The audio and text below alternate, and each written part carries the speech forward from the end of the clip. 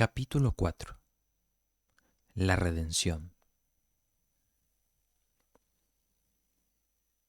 Nos hemos dado cuenta de la necesidad de considerar el concepto de creación de manera mucho más amplia de lo que ordinariamente los cristianos lo asumen, y de cómo la caída de la humanidad en el pecado afecta el espectro completo de esta creación. Todo esto ha sido la preparación para comprender la noción básica de que la redención lograda por Jesucristo es cósmica en el sentido de que restaura la creación entera. Esta confesión fundamental tiene dos partes importantes de distinguir. La primera es que la redención significa restauración, es decir, el regreso de la bondad de una creación originalmente ilesa y no meramente la añadidura de algo supracreacional. La segunda es que esta restauración afecta toda la vida creacional y no meramente algún área limitada dentro de ella. Ambas afirmaciones son decisivas para una cosmovisión bíblica integral y ambas están cargadas con consecuencias importantes para un discipulado cristiano. La salvación como restauración. Es bastante asombroso que casi todas las palabras básicas que describen la salvación en la Biblia supongan un regreso a un estado o situación originalmente bueno. La palabra redención es un buen ejemplo. Redimir es comprar libertad, literalmente comprar de vuelta. Y la imagen que evoca es la de un secuestro. Una persona libre ha sido capturada y está detenida contra el pago de un rescate. Alguien más paga el rescate en favor del cautivo y por ende compra de vuelta su libertad original. El propósito de la redención es liberar al prisionero de su esclavitud, devolverle la libertad que él o ella alguna vez había disfrutado. Algo similar puede decirse acerca de la palabra reconciliación, en la cual otra vez el prefijo re indica regresar a un estado original. Aquí la imagen es la de unos amigos quienes han reñido o aliados quienes se han declarado la guerra el uno contra el otro. Ellos se han reconciliado y han regresado a su amistad y alianza originales. Otra palabra de salvación que comienza con re es renovación. De hecho, Pablo usa el prefijo parecido, que es ana, para acuñar la palabra griega anakainosis, cuando habla de la renovación de la mente. En Romanos 12:2. Literalmente esta palabra significa hacer nuevo otra vez. Lo que una vez fue nuevo, de fábrica, pero que empeoró debido al uso, es ahora renovado, devuelto a su novedad original.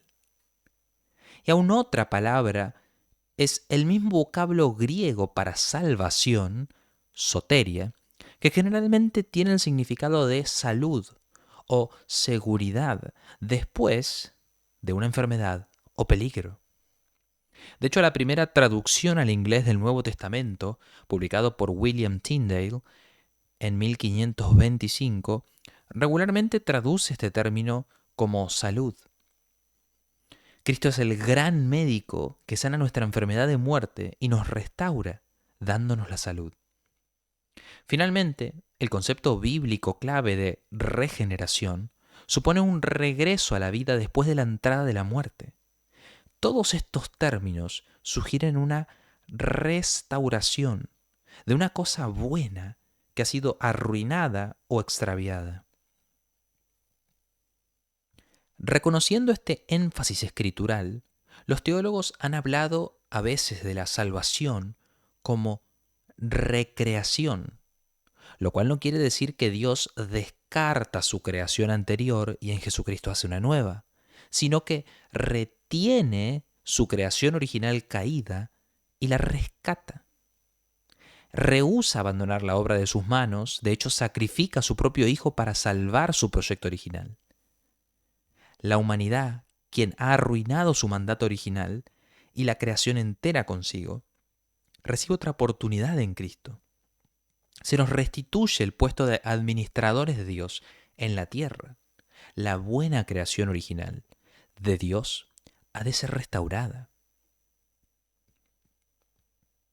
Las implicaciones prácticas de esta intención son numerosísimas. El matrimonio no debe ser evitado por los cristianos, sino santificado. Las emociones no se deben reprimir, sino purificar. La sexualidad no simplemente se ha de rehuir, sino redimir. La política no se ha de excomulgar, sino reformar. El arte no se ha de declarar mundano, sino se ha de reclamar para Cristo. Los negocios no se han de relegar más al mundo secular, sino que se ha de buscar conformarlos otra vez a estándares que glorifican a Dios. Cada sector de la vida humana ofrece tales ejemplos. En un sentido muy significativo, esta restauración significa que la salvación no conlleva nada nuevo. La redención no es cuestión de añadir una dimensión espiritual o sobrenatural a la vida de las criaturas, que estaba faltando anteriormente. Más bien es cuestión de traer vida nueva y vitalidad a lo que estaba allí desde un principio. Es muy cierto, por supuesto, que todo el drama de la salvación conlleva elementos dentro del cuadro que no eran parte del diseño creacional de Dios. Piensa, por ejemplo, en las medidas necesarias debido al pecado, pena capital, legislación para el divorcio, ciudades de refugio, etc. Pero como el andamiaje puesto al lado de una casa que está siendo renovada o como el vendaje que cubre una herida, estas son todas de importancia secundaria ante el propósito principal, que es servir en el proceso de restauración. De hecho, una vez que el propósito se cumpla, se descartarán. Sería tonto decir, el tratamiento médico logra más que la restauración de la salud porque trae medicinas, vendajes y estetoscopios al escenario. Igualmente, la salvación trae muchas cosas a la vida del pueblo de Dios que no solo son parte de la restauración de la creación, sino más aún, esa restauración es, sin embargo, el enfoque exclusivo de la redención. En el fondo, la única cosa que la redención añade, que no está incluida en la creación, es el remedio para el pecado. Y ese remedio se aplica solo con el propósito de recuperar una creación sin pecado. Para ponerlo en lenguaje teológico tradicional, la gracia no trae un donum superadditum a la naturaleza, un don añadido encima de la creación. Más bien la gracia restaura la naturaleza, haciéndola completa una vez más. Si la salvación no aporta nada más que la creación, tampoco aporta menos. Es toda la creación la que está incluida en el alcance de la redención de Cristo. Este alcance es verdaderamente cósmico. Pablo escribe que a través de Cristo, Dios determinó reconciliar consigo todas las cosas. Y las palabras que usa, tapanta, imposibilitan cualquier entendimiento estrecho y personalista sobre la reconciliación que tiene en mente. Nos parecería extraño que el apóstol use la palabra reconciliar en este sentido, cuando tiene en mente algo más que los seres humanos. Pero este uso simplemente confirma lo que hemos aprendido acerca del alcance de la caída, que todas las cosas fueron hechas partícipes de la rebelión de la raza humana y de su enemistad contra Dios, y que sus relaciones torcidas por el pecado deben remendarse y ser puestas una vez más en armonía con Él. El alcance de la redención es tan grande como el de la caída. Abarca la creación entera. La causa primordial del mal en la tierra a saber, el pecado de la raza humana, ha sido expiado y vencido en la muerte y resurrección de Cristo, y por lo tanto, en principio, su redención también elimina todos los efectos del pecado. Donde sea que la corrupción de la buena creación se manifieste, y esta corrupción, como hemos visto, no está limitada en su alcance, ahí Cristo provee la posibilidad de restauración. Si la creación entera quedó afectada por la caída, entonces la creación entera se recupera en Cristo. Tocamos aquí un punto esencial en el que la cosmovisión reformacional difiere de otras cosmovisiones en la tradición de la ortodoxia cristiana histórica. Lo que distingue a una cosmovisión reformacional es su entendimiento de la importancia radical y universal tanto del pecado como de la redención. Hay algo totalitario en las demandas tanto de Satanás como de Cristo. Nada en toda la creación es neutral, en el sentido de que está fuera de la disputa entre estos dos grandes adversarios. Los relatos bíblicos del pecado y la redención son similares en otro aspecto. En ambos casos, aunque la creación entera está involucrada, es todavía la humanidad la que tiene el papel principal. Así como la caída del hombre, Adán, fue la ruina de toda la dimensión terrenal, de la misma manera, la muerte expiatoria de un hombre, Jesucristo, el segundo Adán, es la salvación del mundo entero.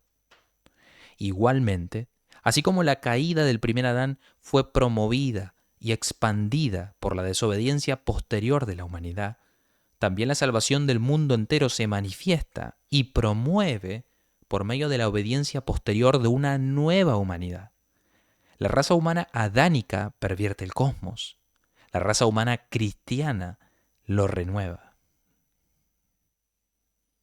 La implicación obvia es que la nueva humanidad, el pueblo de Dios, está llamada a promover la renovación en cada área de la vida. Si Cristo es el reconciliador de la creación, de todas las cosas, y si nosotros se nos ha encargado el ministerio de la reconciliación en su favor, 2 Corintios 5, 18, entonces tenemos una tarea redentora donde quiera que nuestra vocación nos coloque en este mundo. Ninguna línea divisora, invisible, dentro de la creación, limita la aplicación de conceptos bíblicos básicos, tales como reconciliación, redención, salvación, santificación, renovación, el reino de Dios, etc. En el nombre de Cristo debemos resistir la distorsión en todas partes, en la cocina y en la recámara, en el cabildo y en el consejo de los corporativos, en el escenario y al aire, en el salón de clase y en el taller. Por todas partes, la pecaminosidad humana corrompe y deforma. Por donde quiera que la victoria de Cristo está cargada de la victoria sobre el pecado y la recuperación de la creación.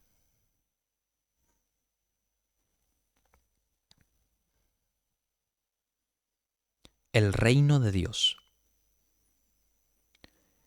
Que la salvación significa la restauración de la creación, se puede ilustrar a través del estudio del reino de Dios.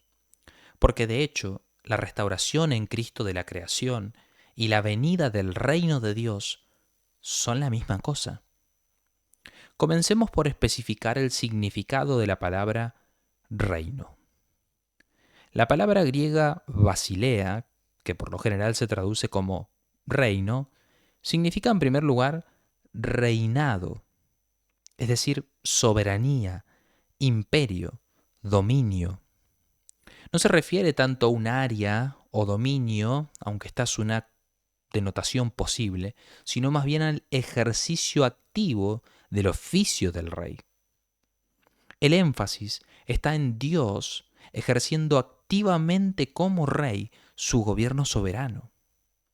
Cuando Jesús cuenta la parábola del noble que viaja a un país lejano para recibir un reino, está pensando en un gobernador como Herodes o Arquelao, que tuvo que viajar para ver al emperador de Roma para ser nombrado rey.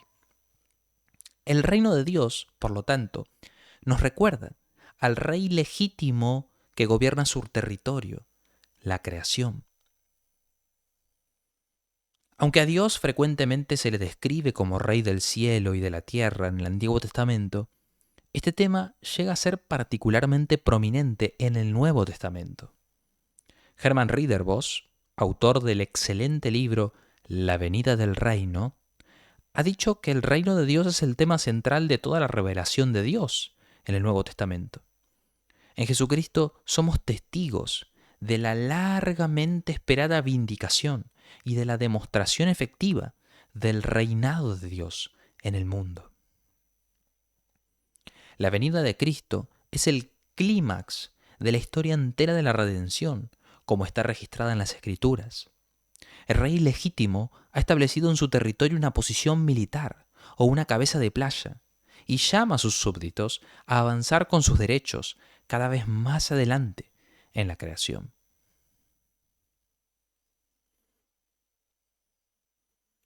El ministerio de Jesús. El ministerio de Jesús demuestra claramente que la venida del reino significa la restauración de la creación.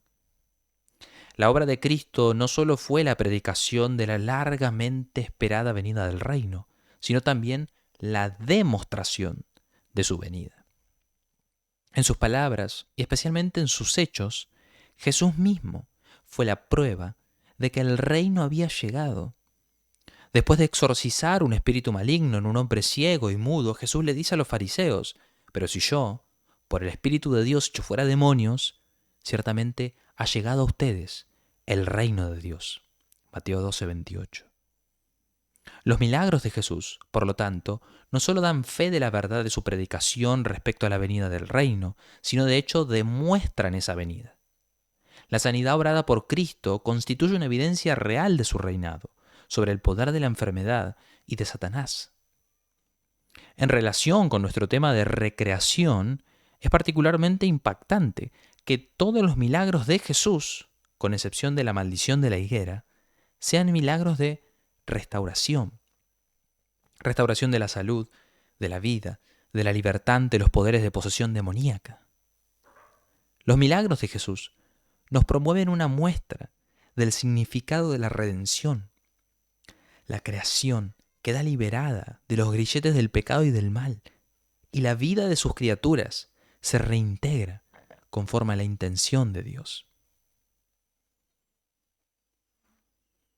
Jesús hizo una demostración de la venida del reino cuando le dijo a la mujer que había estado encorvada durante 18 años: mujer, eres libre de tu enfermedad.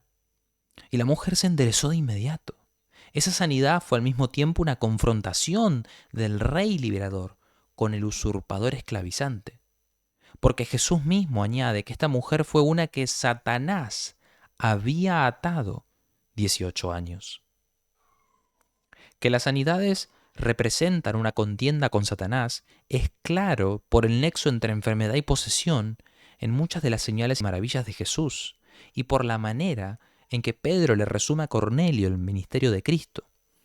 Este anduvo haciendo bienes y sanando a todos los oprimidos por el diablo, porque estaba Dios con él. Hechos 10:38. La historia del endemoniado gadareno es otro ejemplo en el que la sanidad de Jesús es una evidencia sorprendente de la venida del reino. El demonio dentro del hombre poseído cayó a los pies de Jesús. En reconocimiento de su divinidad y reinado, se dirigió a él como Hijo del Dios Altísimo y después le suplicó que no lo castigara. Lucas 8:28. Esta respuesta de parte del demonio muestra que reconoció al rey, temió su poder superior y reconoció la presencia del reino.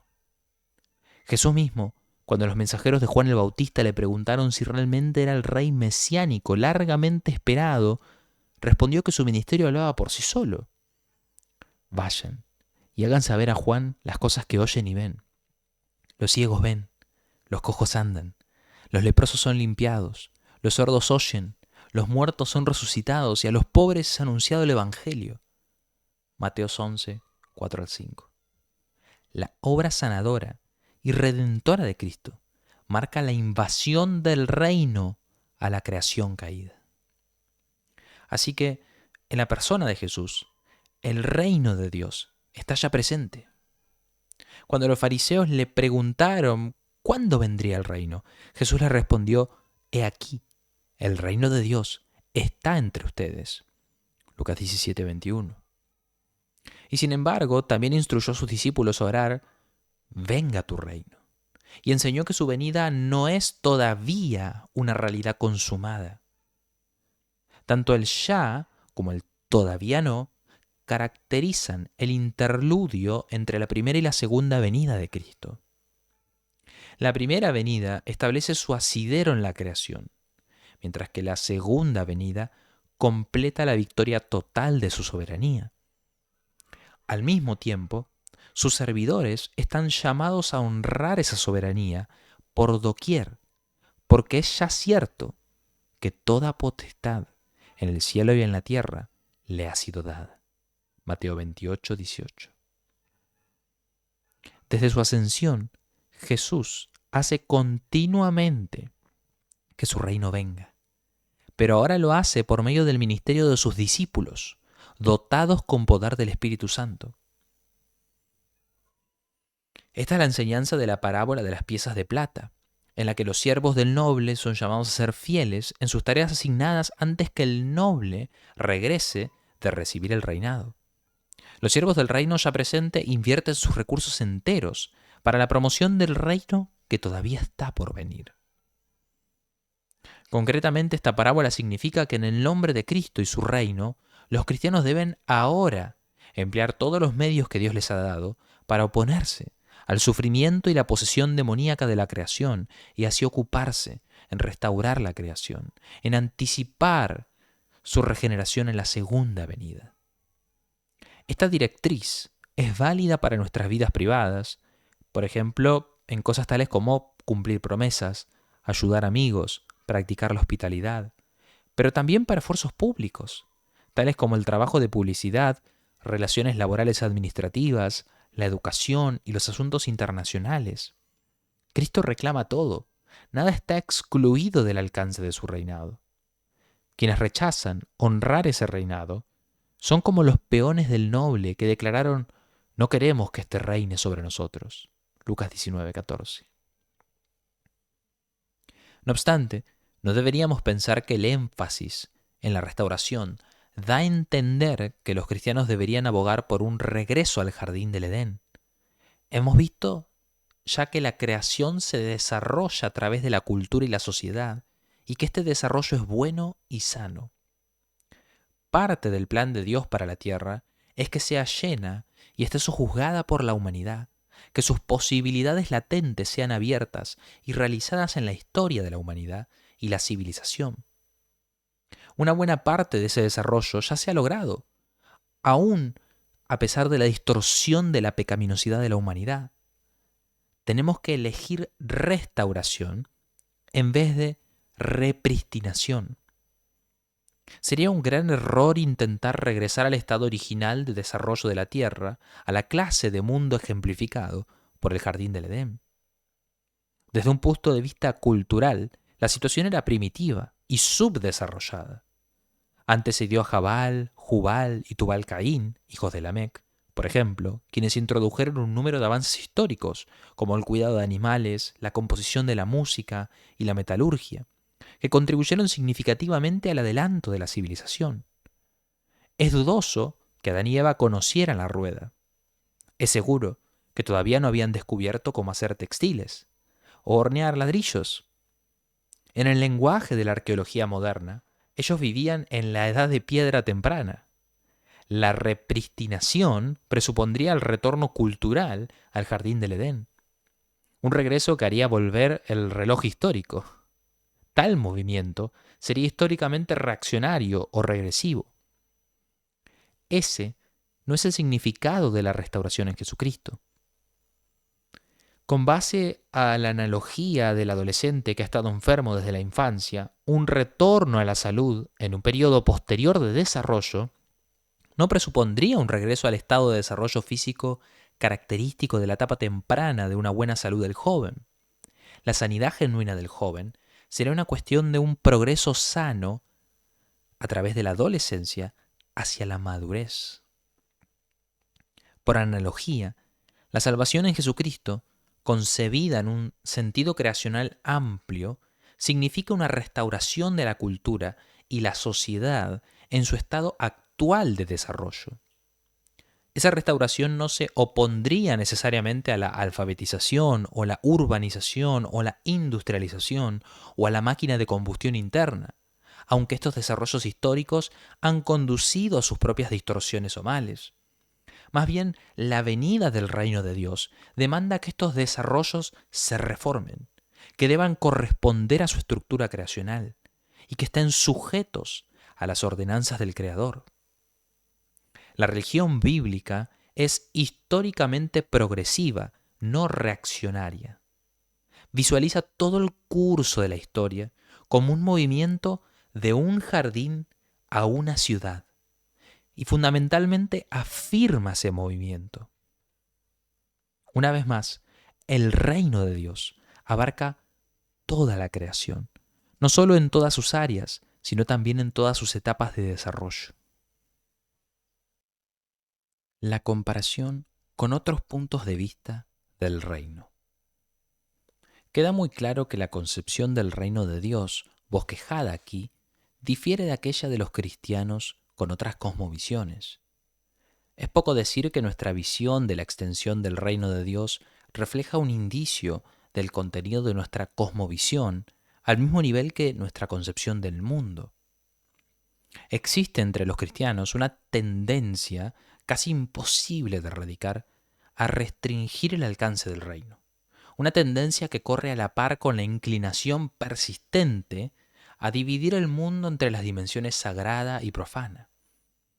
Tal vez el ejemplo más común de esta restricción en el protestantismo se encuentra en el pietismo. Los pietistas restringen el reino de Dios a la esfera de la piedad personal, la vida interna del alma. Prefieren traducir Lucas 17:21 como el reino de Dios está en ustedes, en vez de entre ustedes. Otras tradiciones abrevian el alcance del reino de Cristo al identificar el reino con la iglesia institucional. Aunque tradicionalmente se identifique esta interpretación con la Iglesia Católica Romana, hay muchos evangélicos que la comparten.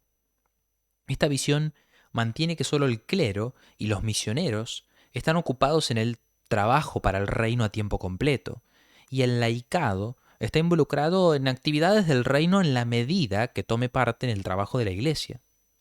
Esta restricción ha dado origen a la frase engañosa la Iglesia y el mundo, que sugiere que todos los asuntos humanos están de hecho divididos en dos esferas.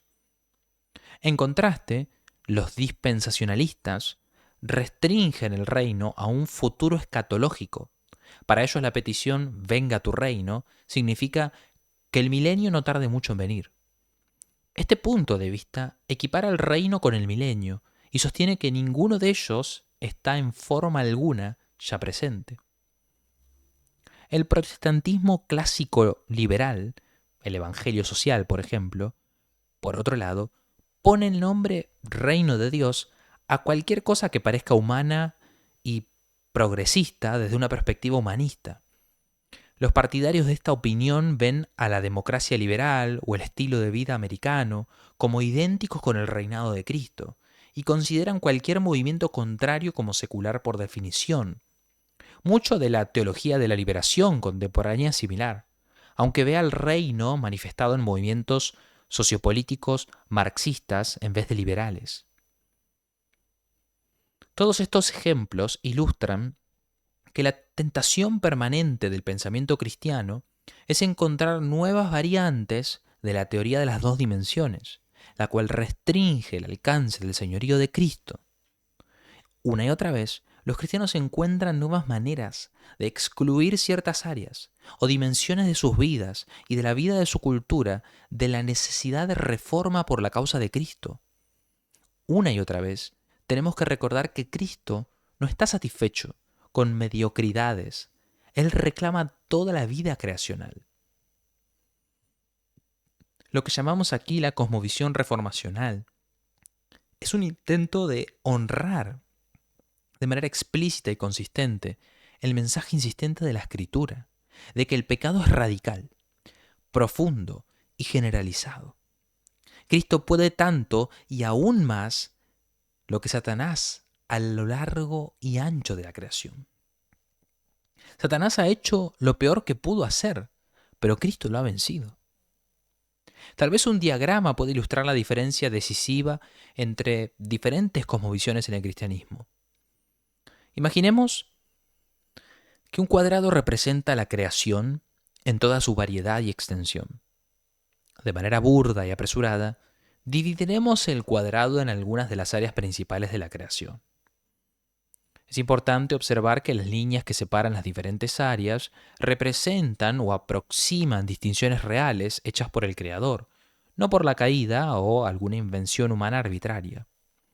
La clase de vida de la Iglesia es diferente a la clase de vida de la familia, porque Dios creó a la Iglesia y a la familia únicas y diferentes. Tanto el pensamiento como la emoción, por ejemplo, tienen sus propias naturalezas específicas. Esto es, cada uno es creado según su género. Las líneas que dividen las diferentes clases de criaturas están ordenadas por Dios y son buenas.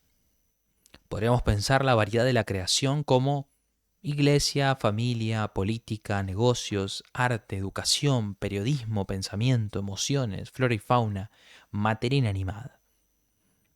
Una teoría de 2 dimensiones da a entender que hay una línea que divide la creación en 2 dimensiones e identifica típicamente esa línea con una de las costuras creacionales dadas, separando las diferentes clases de actividad creacional. La figura B indica una separación comúnmente hecha. La línea en esta figura, que separa el reino de Dios y la iglesia del mundo, puede colocarse en diferentes niveles. El reino podría incluir la vida familiar, por ejemplo, o el trabajo hecho en un hospital o en una escuela cristiana, pero la división es horizontal y está dibujada a lo largo de las líneas creacionales. Sin duda, muchas de estas categorías quedarían dentro de mundo o lo secular. Las escrituras presentan estos asuntos bajo un punto de vista muy diferente.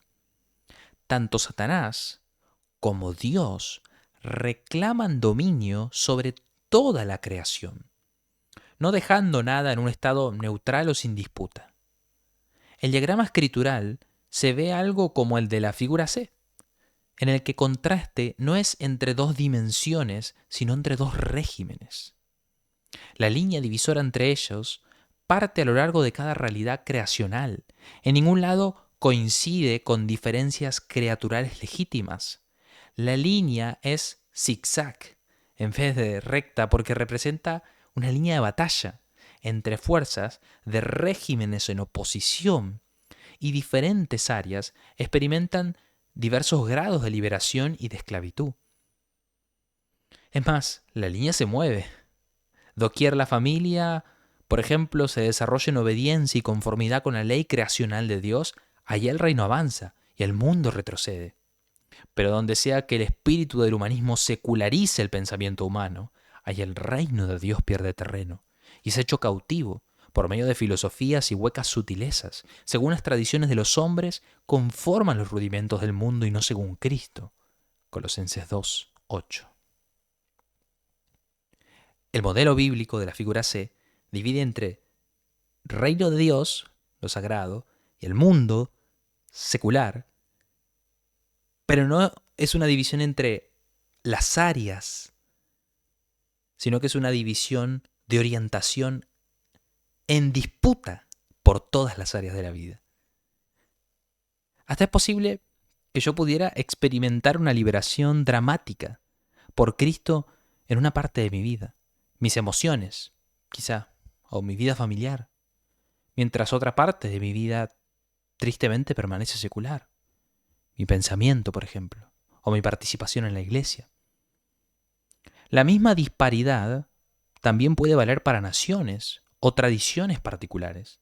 La oposición entre luz y oscuridad, vida y muerte, sabiduría y locura, salud y enfermedad, obediencia y desobediencia, se manifiesta en todas partes. Nada es neutral en el sentido de que el pecado deje de afectarlo o que la redención deje de ofrecer la promesa de liberación. Esta línea radical divisoria entre los dos reinos es la misma línea que divide la carne y el espíritu en el ser humano individual, el viejo hombre y el nuevo hombre. Uno de los grandes avances de la Reforma fue esta perspectiva de que la carne y el espíritu en el Nuevo Testamento no corresponden al cuerpo y el alma de la filosofía pagana griega, sino que divide a lo largo de ambos. En su comentario sobre Gálatas 5, Lutero exclama acerca de las obras de la carne y del fruto del espíritu: totus homo caro. La persona entera es carne. En este solo enunciado, Lutero reemplaza una línea recta con una línea vertical desigual. Debemos resistir la tentación de categorizar la creación en áreas buenas o malas. Las obras de la carne no solo son pecados del cuerpo. Pablo incluye la idolatría, el odio en su lista. Y tampoco el fruto del espíritu es solo mental. Cada fuerza en contienda reclama autoridad sobre la persona entera. Nuevamente, estas fuerzas están en oposición severa una contra la otra. La carne y el espíritu se oponen entre sí, escribe Pablo en Gálatas 5:17, usando el verbo griego relacionado con la palabra, antítesis. El espíritu, que es el espíritu de santidad, se opone a la distorsión para reafirmar y glorificar el propósito creativo original de Dios. La redención es entonces la recuperación de la bondad creacional a través de la cancelación del pecado y el esfuerzo de remover progresivamente sus efectos en todos lados. Regresamos a la creación a través de la cruz, porque solo la expiación trata el pecado y el mal efectivamente desde su raíz. La versión de Marcos de la Gran Comisión nos invita: prediquen el Evangelio a toda criatura. Marcos 16:15, porque hay necesidad de liberación del pecado en todos lados. Una ilustración. Una simple ilustración puede aclarar la concepción bíblica general de creación, caída y redención. Hemos observado que las Escrituras hablan de la condición humana como una batalla entre dos reinos: el reino de Satanás, o el mundo, en este sentido negativo, y el reino de Cristo. Ser cristiano significa que Dios nos ha librado de la potestad de las tinieblas, es decir, el reino de Satanás, y trasladado al reino de su amado Hijo. Colosenses 1:13. En la disputa entre estos dos reinos están involucrados dos soberanos, quienes contienden por un mismo territorio y quienes dirigen dos ejércitos en el campo. Cada ejército debe lealtad a uno de estos soberanos. El territorio en disputa, la creación de Dios, ha sido invadido por el adversario de Dios, Satanás, quien retiene la creación como territorio ocupado por una fuerza militar. En Jesucristo, Dios lanza un contraataque para reclamar su dominio, sobre el que tiene derecho. Por la muerte y resurrección de Jesucristo, la victoria ha sido ganada en principio. Dios ha establecido una posición militar o cabeza de playa en la creación y ha afirmado su derecho sobre todo. Ahora, vivimos en el período entre la batalla decisiva ganada por Cristo y el establecimiento definitivo de su soberanía sobre todos sus territorios. La guerra que aún continúa en pleno vigor entre los soldados de Cristo y los agentes de Satanás tiene el carácter de una operación de seguimiento, de remate. En su libro Cristo y el tiempo, el teólogo suizo Oscar Cullmann escribe acerca de la invasión de Normandía en 1944 en relación con el fin de la Segunda Guerra Mundial. Esa invasión ocurrió en el día D y fue necesaria antes del día V, el momento real de la victoria final y completa.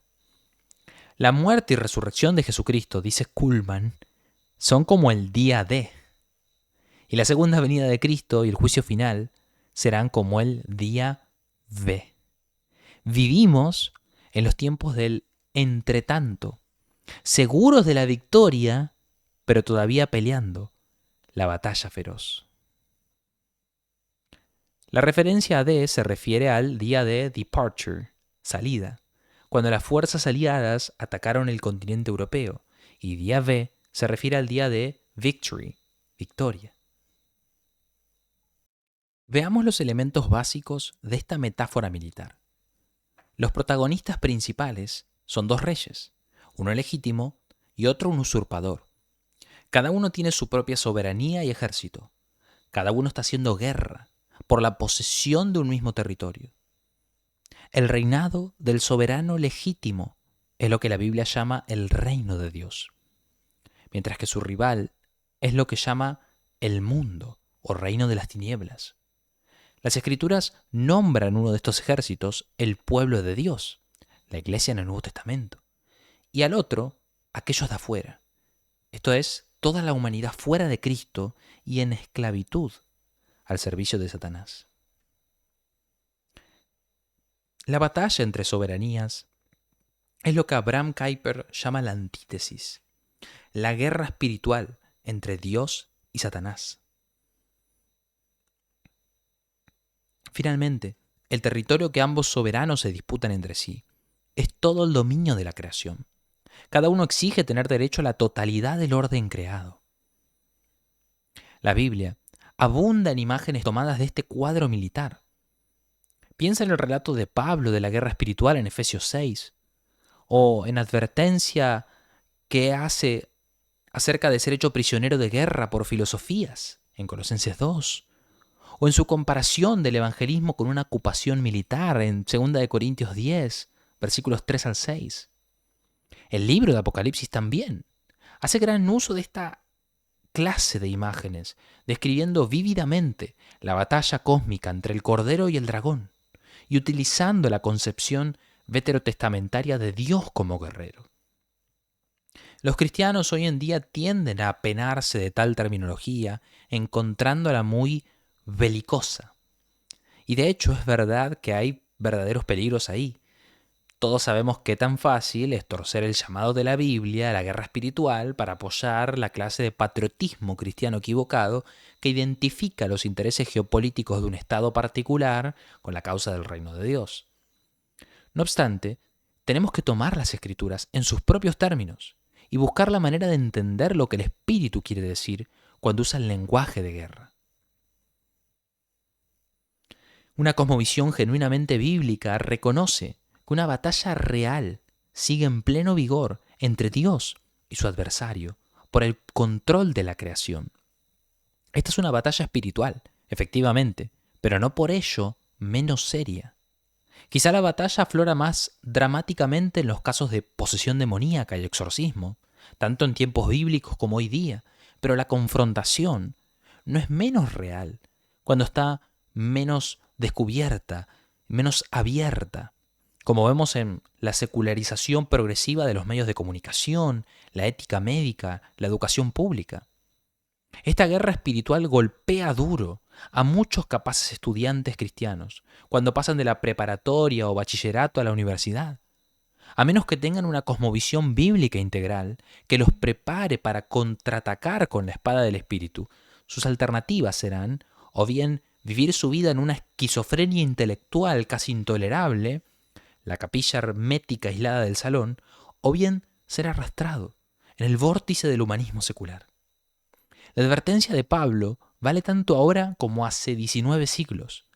Miren que nadie los engañe por medio de filosofías y huecas sutilezas según las tradiciones de los hombres, conforme a los rudimentos del mundo y no según Cristo. Colosenses 2:8. Trágicamente, la batalla por la creación todavía tiene sus bajas. El resumen de nuestra discusión de una cosmovisión reformacional es simplemente este. 1.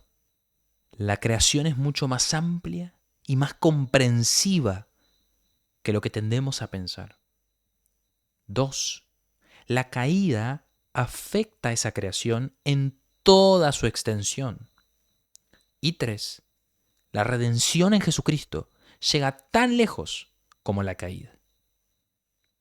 El horizonte de la creación es a la vez el horizonte del pecado y de la salvación. Concebir o bien la caída o la liberación por Cristo como si abarcara menos que la creación por entero es transigir con la enseñanza bíblica de la naturaleza radical de la caída y del alcance cósmico de la redención.